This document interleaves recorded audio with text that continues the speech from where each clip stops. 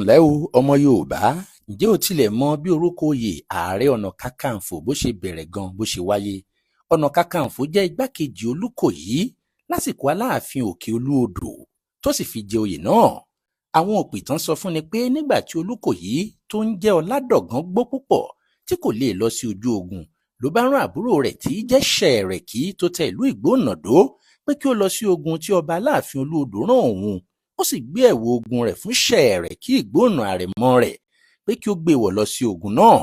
Nígbà tí Ṣẹ̀rẹ̀ Ìgbóònà jagun náà tán, ó fu àfòlú sí ogun mìíràn. Fún ìdí èyí, ó pẹ́ kó tó padà sí Ọ̀yọ́ Aláàfin. Nígbà tó padà dé tí Aláàfin béèrè pé báwo ló ti ṣe pẹ́ tó bẹ́ẹ̀. Ṣùgbọ́n nítorí pé akólòlò ní Ṣẹ̀rẹ̀kí Ìgbóònà, kàkà kí ó wí pé ká jà ká fàfòlú ló fà á tí òun fi pẹ́.